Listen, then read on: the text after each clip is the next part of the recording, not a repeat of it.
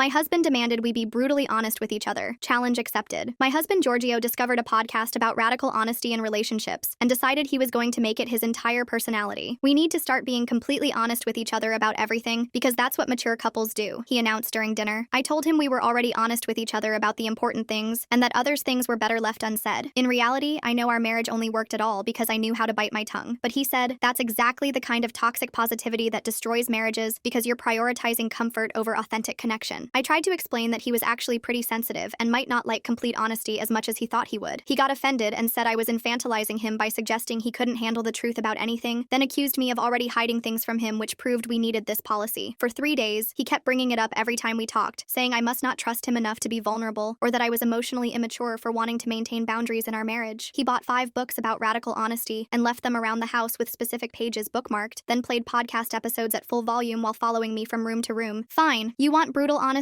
We'll do brutal honesty, I finally said when he woke me up at midnight to discuss why my resistance to transparency was a red flag. He literally clapped his hands like a child and said this would revolutionize our marriage and bring us closer than ever. The next morning, he asked why I'd been quiet at his parents' anniversary dinner last weekend, so I figured now was as good as time as any to start. Because your mother spent the entire night comparing me to your ex-girlfriend who's now a surgeon because she doesn't know that you helped her cheat her way through medical school, I said while buttering my toast. Giorgio's face went slack and he said that was unnecessarily harsh, but I reminded him this was his idea. Also, your dad kept touching our waitress inappropriately, and everyone pretended not to notice because that's what your family does with uncomfortable truths. He started to argue, but I kept going with the honesty he'd demanded. Your brother told me at Christmas that your parents only pretend to support your business ideas because they're terrified you'll have another breakdown like when you dropped out of law school. His coworker Miles came over to watch the game that afternoon, and Giorgio made the mistake of bragging about our new honesty policy and how evolved our relationship had become. Since we're being honest, Miles, you should know that Giorgio only invites you over because everyone else finds him exhausting and you're too polite to say no, I said while bringing them snacks. He actually thinks you're boring, but you always bring good beer and never stay too late, which makes you the perfect guest who requires minimal effort. Miles looked between us uncomfortably while Giorgio tried to laugh it off as a joke, but I reminded him that jokes weren't part of radical honesty. Oh, and that promotion he's been bragging about is actually just a lateral move with a fancier title because his boss wants him to quit but doesn't want to fire him. Miles suddenly remembered he had somewhere to be and left while Giorgio followed him to the door trying to explain. Thursday night was dinner with his parents at their country club, where his mother always made sure everyone knew how successful their family was. When his dad started his usual speech about building everything from nothing and the importance of family values, I decided radical honesty should apply here too. It's interesting you mention values when Giorgio spent $8,000 on OnlyFans last year that he hid in business expenses, I said while cutting my steak. His mother dropped her wine glass while his father turned purple, and Giorgio kicked me under the table frantically. He told me it was networking for his podcast about modern relationships, but honestly he was just addicted to a creator named Candy, who convinced him they had a real connection. His mother started hyperventilating while other diners turned to stare at our table. The credit card company called me about fraud, but it was just Giorgio buying her entire Amazon wish list, including a hot tub that got delivered to Phoenix. By Friday, Giorgio was begging me to stop the honesty policy, saying I'd misunderstood what he meant, and that I was being cruel instead of constructive. You wanted brutal honesty, but only if it made you feel good about yourself, I said, while he sat on the couch looking defeated. You thought I'd tell you that you're secretly amazing and everyone else is wrong about you, but the truth is, everyone tolerates you because of your parents' money and connections. He started crying and said I was destroying him on purpose, that I'd turned something beautiful into a weapon. I sat down next to him and took his hand gently, looking into his eyes with complete sincerity, as his phone buzzed with another text from his mother asking where his father was. I showed him my phone screen and said, your dad isn't at a medical conference in Miami. His 23-year-old mistress just posted them shopping for cribs at Bye Bye Baby. Don't you think you should tell your mom the truth? Giorgio grabbed my phone out of my hand so fast I barely saw him move and started typing with shaking fingers that his dad was stuck in traffic somewhere on I-95. His hands trembled so bad he kept hitting wrong letters and having to delete them while tears rolled down his face onto the screen. I watched him type out this obvious lie to protect the same parents he'd spent 3 days demanding I be brutally honest with about everything. The phone buzzed immediately with another text from his mother asking why his father wasn't answering his own phone if he was just stuck in traffic. Giorgio looked at me with pure desperation in his eyes, silently begging me not to say anything about what we both knew was happening in Miami. I took my phone back from his sweaty hands and typed that we should all meet for coffee tomorrow morning to talk about something important. She texted back asking what was going on, but I just said we'd explain everything in person, and turned the phone off. Giorgio spent the rest of that night pacing around our living room, alternating between screaming at me for ruining his family and having panic attacks about what was coming. He accused me of planning this whole thing from the beginning just to destroy him and everyone he loved. I reminded him calmly from the couch that he literally demanded complete honesty for 3 straight days, and I was just following his rules exactly like he wanted. He threw a coffee mug at the wall and it shattered while he yelled that this wasn't what he meant, and I knew it. Around 2 in the morning, when neither of us could sleep, I heard him on the phone with his brother in the guest bedroom warning him about what was about to happen. His brother wasn't even surprised about their father and admitted he'd known about other women for years but never said anything. This revelation sent Giorgio into another complete spiral about what else everyone had been hiding from him his whole life. He came back to our bedroom crying and asking over and over why his brother never told him the truth about their dad. The next morning, Giorgio insisted on going to meet his mother alone first to soften the blow before showing her the evidence. I agreed, but told him I'd already forwarded all the screenshots to myself in case he tried to delete them to protect his father. He looked at me like I was a complete stranger who'd invaded his home and destroyed everything he thought was real. While he was gone meeting his mother at some coffee shop downtown, I opened my laptop and started researching divorce lawyers in our area. I found one named Vicky Ridley who specialized in high-conflict divorces and had amazing reviews from women in similar situations. I called her office and made an appointment for next week, then drove to the bank and opened my own checking account. The teller helped me transfer exactly half our joint savings into the new account, while I thought about how this marriage was definitely over. Giorgio came home 3 hours later looking like someone had died, which I guess in a way something had died that morning. His mother didn't believe him at first and accused him of making up lies to hurt her for some reason. Then she demanded to see the evidence herself, so he had to show her the Instagram posts of her husband shopping for baby furniture with a woman younger than Giorgio. She left the coffee shop without saying another word and went straight to her sister's house where she wasn't answering anyone's calls. His father started calling both our phones non-stop around lunchtime, leaving increasingly angry voicemails about defamation and slander. First, he threatened legal action saying we'd photoshopped everything and he'd sue us for destroying his reputation. Then he pivoted to offering us money to keep quiet about the whole thing and delete all the evidence. Giorgio listened to each message, getting more and more disgusted with the man he'd worshipped his entire life. By evening, his father showed up at our house, pounding on the front door, demanding to speak with me directly about my lies. Giorgio wouldn't let him in, and they ended up screaming at each other on our front lawn for everyone to see. The neighbors definitely heard everything about the affair and the baby, and even the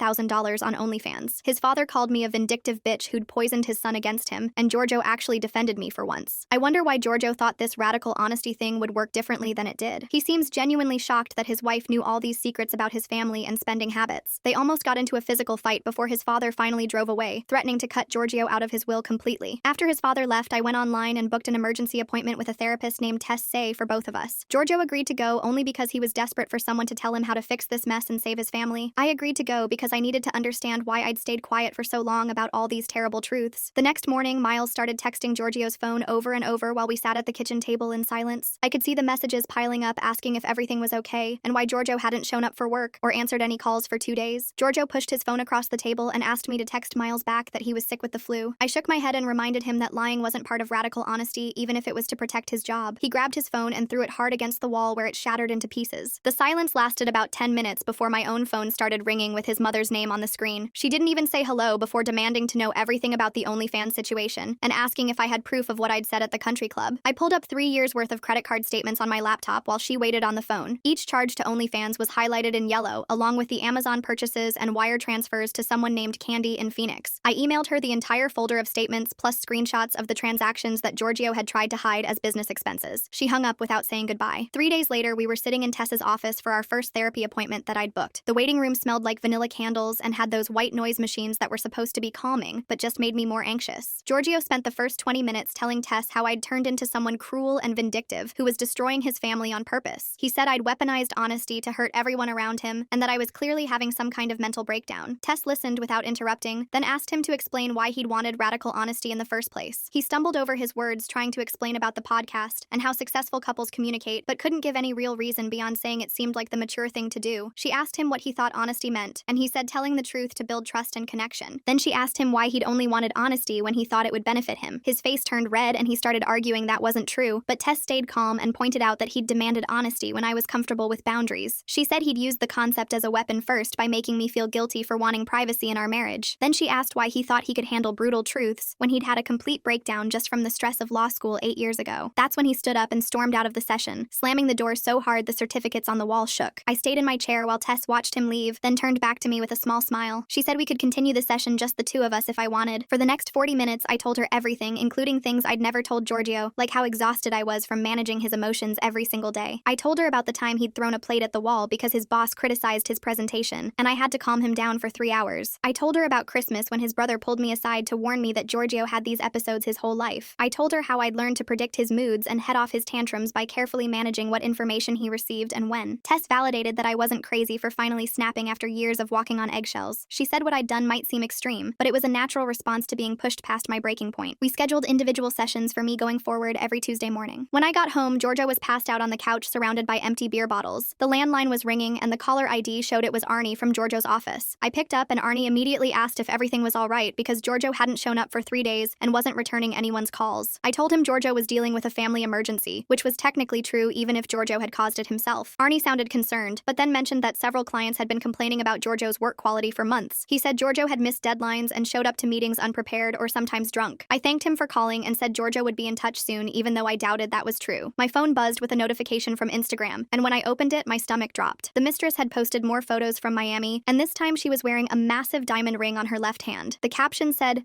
yes to my forever, with a dozen heart emojis. I screenshot everything before the post could disappear. Within minutes, Giorgio's mother was calling me sobbing, so hard I could barely understand her. She'd seen the posts too, and couldn't believe her husband had proposed to someone else while still married to her. I stayed on the phone for 2 hours while she went through every emotion from rage to grief to humiliation. She kept asking how she'd missed the signs for 30 years, and I didn't have the heart to tell her she hadn't missed them, but had chosen to ignore them. 4 days later, Giorgio finally went back to work, but came home after lunch looking like he'd been crying. He said he'd broken down during a presentation in front of the entire team and couldn't stop sobbing. Arnie had pulled him aside and suggested he take some personal time to get himself together. The promotion he'd been bragging about for months was definitely off the table now, and there were whispers about letting him go entirely. That evening, my phone rang and my mother's voice was angrier than I'd ever heard it. Giorgio's father had called my parents trying to convince them to talk sense into me about destroying his family. My mother told him off in spectacular fashion, using words I didn't know she knew. She said he was a pathetic old man who couldn't keep it in his pants, and now wanted to blame everyone else for his mistakes. My father got on the phone and said if Giorgio's father contacted them again, he'd drive over and handle things personally. I'd never been more proud of them or felt more supported. The next morning, I was getting dressed when Giorgio came into the bedroom holding Vicky's business card that he'd found in my purse. His face was purple and he was shaking with rage as he accused me of planning this whole thing to destroy him and take everything in the divorce. I grabbed the card back from him and put it in my pocket while he followed me around the kitchen yelling about betrayal and how I'd been planning this all along. The doorbell rang and it was his brother looking worried because their mother had called him crying about the Instagram posts. Giorgio immediately started ranting to his brother about me destroying the family, but his brother just shook his head and said this wasn't the first time their dad had done this. He stayed for dinner and told us about 3 other women he knew about over the years, each time their mother found out and each time she stayed. Giorgio sat there with his mouth open like he couldn't believe what he was hearing, while his brother kept talking about how their dad would buy expensive gifts after each affair to smooth things over. The next morning, I had my solo appointment with Tess and spent the whole hour talking about how I'd been managing difficult people since I was a kid. She pointed out that Giorgio's demand for honesty was just another way to control me, another thing I had to manage perfectly or face the consequences. When she asked me to think about patterns in my life, I realized I'd been doing this dance forever, keeping quiet to keep the peace, swallowing my words to avoid fights. I left her office feeling clearer than I had in years, like someone had finally given me permission to stop being everyone's emotional manager. 2 days later, the credit card company called about suspicious activity on our account because someone had tried to buy a $1,000 plane ticket to Phoenix. I knew immediately it was for Candy and told them to freeze the card right away. When Giorgio got his card declined at lunch, he came home screaming that I was financially abusing him and trying to control him through money. I showed him the attempted charge on my phone and he went quiet, then started making excuses about how Candy was just a friend who needed help. His mother called that afternoon asking if I'd go with her to confront his father at his office downtown because she didn't want to go alone. We drove there in silence and walked into the waiting room to find a young woman with blonde hair sitting in one of the chairs, her hand resting on her very pregnant belly. His mother stopped dead in her tracks, but then walked straight up to the receptionist and said her lawyer would be in touch before turning and walking out with her head held high. The girl looked confused and asked who we were, but his mother just kept walking to the elevator without saying a word. That night, Giorgio broke down and begged me to try couples therapy to save our marriage, saying he'd do anything to fix things. I told him I'd only go if he also went to individual therapy for his sex addiction, but he immediately got defensive and said he didn't have an addiction, just an interest in adult content. The mistress posting engagement photos while still being the other woman, there's something really strange about that timing, especially with everything falling apart right now. Makes me wonder if she knew about the country club confrontation somehow and decided to stir the pot even more by going public with that ring. That told me everything I needed to know about whether he was actually ready to change or just trying to manipulate me into staying. The next week, I met with Vicky at her office and she went through our finances with a fine-tooth comb. She found a savings account Giorgio had opened 2 years ago that he'd been putting money into without telling me. It wasn't much, maybe $3,000, but she said it was proof of financial deception that would help in the divorce proceedings. She also found patterns of large cash withdrawals that matched up with times Giorgio said he was going on business trips that I now realized were probably never real. Miles came by on Tuesday afternoon to check on Giorgio and found him passed out drunk on the couch at 2 in the afternoon with empty beer bottles all over the coffee table. I came home from work to find Miles trying to get Giorgio to drink water and eat something while Giorgio kept mumbling about how everyone had abandoned him. Miles pulled me aside in the kitchen and said he'd been worried about Giorgio's drinking for over a year, but didn't know how to bring it up. I told him the truth about everything: the OnlyFans addiction, the family drama, the pending divorce, because after all, Giorgio had demanded honesty. Miles just nodded and said it explained a lot about Giorgio's behavior at work and why people had been avoiding him at the office parties. 3 weeks later, Giorgio's mother officially filed for divorce and had his father served with papers at the country club during their weekly golf game with all their friends watching. The gossip spread through their social circle within hours, and Giorgio's phone started blowing up with texts from family friends asking if it was true. He sat on the couch reading each message and getting angrier, finally throwing his phone at the wall and screaming that I'd destroyed his family's reputation. During our next therapy session with Tess, she asked Giorgio to take accountability for his choices instead of blaming everyone else. He tried to deflect by saying I'd manipulated the whole situation, but Tess kept bringing him back to his original demand for radical honesty. After 40 minutes of going in circles, he finally admitted he thought honesty would only flow one way, that I'd tell him nice things about himself while he got to feel superior about being so evolved. Tess asked him if he understood that wasn't honesty, but just another form of control, and he started crying again. Meanwhile, I'd been looking at apartments online and found a nice one-bedroom closer to my work with good reviews and a doorman for security. When I told Giorgio I was planning to move out at the end of the month, he alternated between begging me to stay and calling me heartless for abandoning him during the worst time of his life. I stayed calm and stuck to the facts about our lease agreement and the timeline for separating our belongings, while he followed me from room to room, either crying or yelling depending on his mood. My phone lit up with a Facebook message request while I was hiding in the bathroom trying to get 5 minutes of peace from Giorgio's meltdown. The profile picture showed a young woman with bleached hair holding a designer purse, and the message preview said she was his father's mistress wanting to tell her side. I opened it to find 3 paragraphs about how she wasn't the only one, that there were at least 2 other women pregnant by him right now, and she wanted to make sure his wife knew everything before the lawyers got involved. I screenshotted everything and forwarded it to his mother's divorce lawyer without responding to the woman, then deleted the conversation and blocked her profile. Giorgio was still pacing outside the bathroom door asking if I was okay in there when his phone rang with Arnie calling from work. I heard him answer it and his voice immediately shifted to professional mode, but within seconds he was stammering and making excuses. Through the door, I could hear Arnie's voice getting louder, even though I couldn't make out the words. Giorgio kept saying it was just a rough patch and he'd get back on track, but when he hung up 20 minutes later, he slammed his fist into the wall hard enough to leave a dent. He told me Arnie had put him on a performance improvement plan after 3 different clients complained about missed deadlines and sloppy work. He said it was my fault for creating all this family drama that was distracting him, that I'd sabotaged his career on purpose by choosing now to destroy everything. I didn't bother arguing, just went to the kitchen to make dinner while he followed me, continuing his rant about how I'd ruined his life. The next morning, I had my individual session with Tess while Giorgio was supposed to be at work trying to save his job. She asked how I was handling everything, and I told her about him following me around the house, about the blame and the crying and the anger. She leaned forward in her chair and said she was concerned about the escalation, that his behavior was showing warning signs she'd seen before in other cases. She suggested I should consider moving out sooner rather than later for my own safety and peace of mind. I told her I'd been looking at apartments, and she helped me make a concrete plan, even pulling up moving company websites on her laptop. By the end of the session, I'd booked movers for the following week and felt lighter than I had in months. That afternoon, Giorgio's mother called while I was at the grocery store, her voice different from I'd ever heard it before. She thanked me for opening her eyes to what had been happening, said she'd wasted 30 years pretending everything was fine when deep down she'd always known something was wrong. She told me she'd started seeing her own therapist and wished she'd been brave enough to demand honesty years ago instead of playing along with the family image. She said watching me stand up to them had given her permission to finally stop pretending, and for the first time in decades, she felt like she could breathe. We talked for almost an hour while I sat in my car in the parking lot, and when we hung up, I realized we'd become actual friends instead of just relatives by marriage. 2 days later, Giorgio got a message on Instagram from Candy saying she was pregnant and needed financial support for the baby. He showed it to me like it was proof I'd been wrong about something, swearing it was impossible because they'd never met in person, that their whole relationship had been online. I looked at the message and the attached ultrasound photo that was clearly downloaded from Google Images, then looked at him and said that honesty meant admitting when you've been scammed. His face went red and he grabbed his phone back, blocking her account while muttering about how she'd seemed so real and genuine in their conversations. Our next couples therapy session was supposed to be about communication strategies, but Giorgio spent the entire 50 minutes listing everything he thought was wrong with me. He told Tess I was cruel, manipulative, vindictive, that I'd weaponized his request for honesty to destroy his entire life. He went through a detailed timeline of every harsh thing I'd said since the honesty policy started, every secret I'd revealed, every relationship I'd damaged. Tess let him talk for about 20 minutes before holding up her hand to stop him. She asked him to name one time in all of this where he'd taken responsibility for anything, just one moment where he'd acknowledged his own role in creating these problems. He sat there with his mouth open for a full minute before starting to deflect again, but Tess kept bringing him back to the question. He couldn't answer it. The session ended with him storming out while Tess scheduled another individual session with me for the next day. I'd already signed the lease on my new apartment by then, a nice one-bedroom place 20 minutes away with good locks and a responsive landlord. While Giorgio was at work trying to meet the requirements of his performance plan, I started packing my things into boxes I'd hidden in the garage. I was wrapping dishes in newspaper when I heard his car pull into the driveway 3 hours early. He walked in and saw the boxes, saw me packing, and his face crumpled like a little kid who'd had their toy taken away. He followed me from room to room begging me not to leave, crying that he couldn't handle losing me too, that he'd change, that we could work things out. I kept packing. He tried grabbing boxes out of my hands, but I just moved around him and kept working. He called his brother crying so hard he could barely speak, and an hour later his brother showed up with a truck to help me move. His brother took one look at the situation and started loading boxes without saying much, porch, while Giorgio sat on the front lawn telling anyone who would listen that I was abandoning him in his time of need. The neighbors came out to watch from their windows and driveways as Giorgio made a scene, alternating between sobbing and yelling about betrayal. His brother finally pulled him aside and told him to stop embarrassing himself, that he was making everything worse. While we loaded the last boxes, his brother apologized for his family and said I deserved better than what I'd gotten from them. He said he'd always known Giorgio was difficult, but hadn't realized how bad it had become until now. The local news picked up a story about a prominent businessman having his assets frozen due to multiple paternity claims, and even though they didn't use names, everyone in town knew exactly who they were talking about. Giorgio's mother texted me a laughing emoji, the first time I'd seen her express genuine joy in years. She said his father was staying in a motel now because the court had frozen their joint accounts too. 2 more women had come forward with babies on the way, both with lawyers demanding support. Giorgio's brother showing up to help her move instead of supporting him, that speaks volumes about what the family really thinks of this whole mess. Makes me wonder how long everyone's been pretending not to notice his problems. A week after I moved into my new apartment, my phone rang with Arnie's number. He said Giorgio hadn't shown up for an important client meeting that morning, the 3rd strike on his performance plan. He asked if I knew where he was, or if everything was okay. I gave him Giorgio's brother's phone number and told him I was no longer Giorgio's emergency contact, that he'd need to handle his own problems from now on. When I hung up, it felt like dropping a 1,000-pound weight I'd been carrying for years without realizing how heavy it had become. That first night alone in my new place, my phone started buzzing nonstop around midnight. The screen lit up over and over with Giorgio's name until I finally checked and saw 43 voicemails waiting. I put it on speaker and listened while making tea. The first few were him crying and begging me to come back. Then he switched to promising he'd change and go to therapy and never look at OnlyFans again. By message 20, he was screaming that I was probably already sleeping with someone else. Message 32 was him threatening to hurt himself if I didn't call back immediately. The last 11 were just him sobbing and saying my name over and over. I forwarded all of them to Vicky's email with a note asking if this would help with getting a restraining order. She texted back within minutes saying absolutely, and to keep documenting everything. Around 2 in the morning, Miles texted asking if I was awake. He said Giorgio had shown up at his door with a suitcase and wouldn't leave. Giorgio was sleeping on his couch now, but wouldn't stop talking about winning me back. Miles wanted to know if he should be worried about Giorgio doing something stupid. I told him to call 911 immediately if Giorgio made any threats about hurting himself or anyone else. Miles said Giorgio had already drunk half his liquor cabinet and kept showing him old photos of us. 3 days later, Giorgio's mother called asking if I wanted to get lunch to celebrate. I met her at a restaurant downtown and barely recognized her. She looked 10 years younger with a new haircut and clothes that actually fit her body. She ordered champagne and told me she'd filed divorce papers that morning. Her lawyer said she'd get half of everything plus alimony since her husband had hidden assets. She was taking salsa lessons now and had signed up for a trip to Greece with her sister. We toasted to radical honesty, finally doing something useful. She thanked me for opening her eyes to what her life had become. That afternoon, I had my regular session with Tess and broke down crying about the guilt. I kept thinking about how I'd blown up an entire family just to prove a point. Tess handed me tissues and reminded me that I only told truths that already existed. The affairs were happening before I said anything. The money was already being spent on candy before I mentioned it. The foundation was rotten long before I pointed it out. She helped me see that keeping quiet about problems doesn't make them go away. It just lets them grow bigger in the dark. 2 days later, Giorgio's brother called me at work. He said Giorgio had just been fired after showing up drunk and screaming at Arnie in front of clients. Security had to physically remove him from the building while he yelled about everyone betraying him. His brother wanted to warn me that Giorgio was spiraling hard and might show up at my apartment. I thanked him and immediately went to the hardware store. I bought extra deadbolts and installed them myself that night. I also got a security camera that connected to my phone and set it up facing my door. I barely slept for the next few nights, jumping at every sound in the hallway. Then at 3 in the morning on Saturday, the pounding started. Giorgio was outside my door screaming my name and demanding I let him in. I could see him on the camera swaying and slurring his words. I called 911 and stayed on the line while he kept pounding and yelling. The police arrived within 10 minutes and I watched on camera as they tried to calm him down. He kept telling them I was the one who destroyed his life and they needed to arrest me instead. They took him away and served him with the restraining order paperwork I'd filed earlier that week. The next Monday, Vicky filed our divorce papers officially. She'd marked fault on Giorgio's side due to financial deception and his addiction issues. The judge granted a temporary order requiring him to stay at least 500 feet away from me and my workplace. That night, I slept 8 hours straight for the first time in years. No phone buzzing, no worrying about Giorgio's mood, no managing his feelings, just quiet, peaceful sleep. Over the next few weeks, the drama with his family kept escalating. His father's mistress had her baby and immediately filed for child support. Then 2 other women gave birth within days of each other. Turns out his father had been busy all over town. The court ordered DNA tests, and all 3 came back positive. Giorgio's mother sent me photos from Italy, where she was using the money her husband had hidden in offshore accounts. She looked happy standing in front of the Colosseum with a glass of wine. During my next therapy session, I had a breakthrough about my whole life. Tess helped me realize I'd been managing difficult people since I was a kid with my alcoholic father. I learned early to keep quiet and not rock the boat to avoid his anger. Then I married Giorgio and did the same thing all over again. I spent years biting my tongue and managing his emotions just like I'd done with my dad. Not anymore though. Finally, after 2 months of chaos, Giorgio's brother called with news. He'd given Giorgio an ultimatum to either enter rehab or lose all family support forever. Giorgio chose rehab and checked himself into a facility for sex addiction and alcohol abuse. A few weeks into his program, I got a letter from him, 5 pages of excuses and explanations explanations, but zero actual accountability for anything. He wanted my forgiveness and understanding, but couldn't even admit what he'd done wrong. I threw it in the trash without responding. 3 months later, I sat in the courthouse waiting for our case to be called, while Vicky sorted through her files one last time. The judge reviewed all the evidence, including the financial records, the restraining order violation, and Giorgio's documented addictions. He ruled in my favor on everything, and I got the house, most of our savings, and 3 years of alimony payments. Giorgio had to appear by video link from rehab, and just nodded when asked if he understood the terms. Vicky shook my hand afterward and said it was the cleanest divorce she'd handled in years because the evidence was so clear. That weekend, Miles texted asking if we could meet for coffee because he wanted to apologize. He sat across from me at the local cafe looking uncomfortable but determined to say his piece. He told me he'd known about Giorgio's problems for over a year, but never said anything because he didn't want to get involved. He introduced me to his sister the following week who'd gone through something similar with her ex-husband. We started meeting for lunch once a month, and it felt good to have people who understood what I'd been through. Giorgio's mother called to tell me she'd started dating someone from her dance class named Robert, who brought her flowers every week. She sounded younger on the phone and laughed when she said the whole honesty disaster was the best thing that ever happened to her. She'd never been happier or felt more free in her entire life. 6 months after the divorce, I was grabbing coffee downtown when someone called my name. I turned around to see Candy standing there looking completely different without all the makeup and filters. She recognized me from photos Giorgio had shown her and wanted to apologize for her part in everything. She admitted she'd scammed dozens of men the same way and was in therapy now trying to figure out why she did it. We talked for 20 minutes and she seemed genuinely sorry for the damage she'd caused. A year after everything exploded, I met someone at my book club who made me laugh without trying. He didn't need me to manage his emotions or pretend things were fine when they weren't. We were boring levels of honest about normal stuff like being tired or not liking each other's music choices. It was wonderful not having to perform or manage someone else's feelings all the time. Giorgio reached out 14 months after the divorce saying he'd completed his program and wanted to make amends as part of his recovery. I agreed to meet him at a coffee shop near his brother's office where he worked now. He actually took responsibility for everything without making excuses or blaming me for how I'd handled things. He looked calmer and said therapy had helped him understand why he'd been so desperate for validation. The local country club still talked about his parents' divorce, which had become legendary in our town. His father lost everything paying child support to 4 different women who'd all had his babies within 6 months. His mother bought a beach house with her settlement money where she hosted dinner parties for other divorced women in the community. She sent me photos from her patio overlooking the ocean with groups of women toasting their freedom. Sometimes late at night, I think about how Giorgio demanding radical honesty accidentally freed everyone from their lies. His mother escaped a serial cheater who'd been fooling her for decades. I escaped a marriage where I had to constantly manage someone else's emotions and pretend everything was fine. Even Giorgio escaped his addictions and finally got the help he desperately needed. The truth really did set us all free, even though it wasn't the romantic transformation he'd imagined. He thought honesty would make us closer, but instead it showed us we needed to be apart. His mother thought her marriage was perfect, but honesty revealed 30 years of deception. Everyone in that family was living in denial until I started telling the truth they'd all been avoiding. Looking back now, I realized Giorgio gave me the greatest gift without meaning to. He gave me permission to stop pretending and start living authentically for the first time in my life. All right, that's a wrap for today, folks. Appreciate you hanging out with me and letting me ramble through all this. It's been a ride. Catch you next time. If you made it to the end, drop a comment. I love reading all your comments.